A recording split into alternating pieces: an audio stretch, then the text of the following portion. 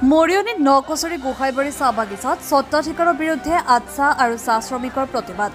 নকছৰী গোহাইবাৰী চাহ বাগিচাৰ স্বত্বাধিকাৰৰ বিৰুদ্ধে আচ্ছা আৰু চাহ শ্ৰমিকে সোমবাৰে প্ৰতিবাদ সাব্যস্ত কৰে।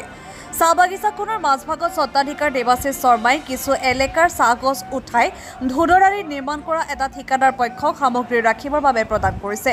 স্বত্বাধিকাৰগৰাকীয়ে চাহ গছ উঠাই দিয়াক লৈ আৰু ঠিকাদাৰ পক্ষই গাড়ী অহা যোৱা কৰি পকী বাট পথসমূহ বিনষ্ট কৰাৰ অভিযোগ তুলিছে শ্ৰমিক ৰাইজ আৰু ছাত্ৰ সংগঠনটোৱে। বহুবাৰ কোৱা স্বত্বেও স্বত্বাধিকাৰগৰাকীয়ে কোনো ধৰণৰ গুৰুত্ব নিদিয়াৰ অভিযোগ উঠিছে আৰু সেই হেতুকে সোমবাৰে আচ্ছা নকছাৰী উপশাখাৰ উদ্যোগত শ্ৰমিক ৰাইজৰ সহযোগত দুঘণ্টীয়া ধৰ্ণা কাৰ্যসূচী পালন কৰিছে। এই বিষয়টো মীমাংসাৰ বাবে মৰিয়নী ৰাজচক্ৰৰ বিষয়ে উপস্থিত হোৱাত ইয়াত এটা সুবিচাৰ কৰিবৰ বাবে জিলা আয়ুক্তলৈ এখন স্মাৰক পত্ৰ প্ৰদান কৰা হয়। অতি সোনকালে ইয়াৰ বিচাৰ নহ'লে পুনৰ প্ৰতিবাদী কাৰ্যসূচী লোৱাৰ কথা সকীয়াই দিয়ে চাহ জনজাতি ছাত্ৰ সন্থাই। মৰিয়নীৰ পৰা সূৰ্য দাসৰ ৰিপৰ্ট, এনি এক্সপ্ৰেছ।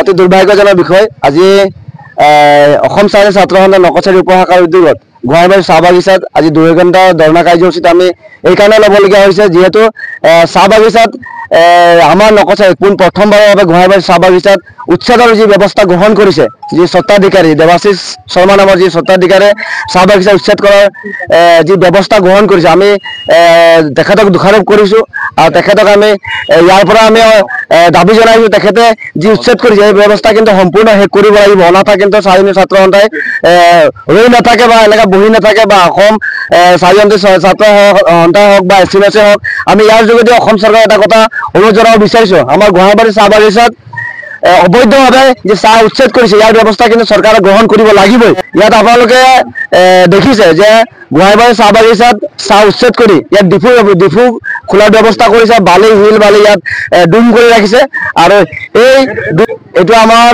স্বত্বাধিকাৰী হৈছে দেৱাশিষ শৰ্মা। তেখেতক আমাৰ বাগিচা সংঘই হওক আচ্ছাই হওক স্মাৰক পত্ৰ প্ৰশাসনৰ যোগেদি দিয়াৰ ব্যৱস্থা কৰিছিলে, কিন্তু আজিৰ তাৰিখে তেখেতৰ কেলৈ বন্ধ কৰা নাই আমি নাজানো। কিন্তু আজি ইয়াৰ কাৰ্যসূচীৰ যোগেদি আমি পুনৰবাৰ চৰকাৰক লগতে প্ৰশাসনক আৰু আমাৰ লেবাৰ মিনিষ্টাৰক ইয়াৰ যোগেদি আমি অনুৰোধ জনাব বিচাৰিছোঁ, অতি সোনকালে দেৱাশিষ শৰ্মাৰ ওপৰত বিশেষ ব্যৱস্থা গ্ৰহণ কৰক। লগতে চাহ শ্ৰমিকৰ যি চাহ উচ্ছেদ কৰিছে এই উচ্ছেদ কৰা যিমান চাহ পুলি উচ্ছেদ কৰিছে তাৰ পৰিৱৰ্তে তেখেতসকলে আকৌ পুনৰ চাহ ৰোপণ কৰাৰ ব্যৱস্থা কৰিব লাগিব। আৰু যেতিয়ালৈকে ব্যৱস্থা গ্ৰহণ নকৰে তেতিয়ালৈ কিন্তু আমি আচ্ছাই এছচিমেছে চাহ শ্ৰমিক ৰাইজে কিন্তু প্ৰতিবাদ কাৰ্যসূচী কিন্তু বাহল থাকিব। তো অসম চাহ মজদুৰ সংঘৰ পৰা মই যোৰা থাকা তৰফৰ পৰা আজি গোহাইবাৰী চাহ বাগিচাত যি আমাৰ সভাপতি সন্মানীয় সভাপতি মহেশ্বৰ গোৱালা ডাঙৰীয়াৰ নেতৃত্বত আৰু এই ঘটনাৰ বুজ শ্ৰমিকে প্ৰতিবাদ কৰিছে বুলি গম পোৱাত আমাক ইয়ালৈ পঠিয়াইছে আৰু ইয়াৰ ঘটনাৰ বুজ ল'বলৈ।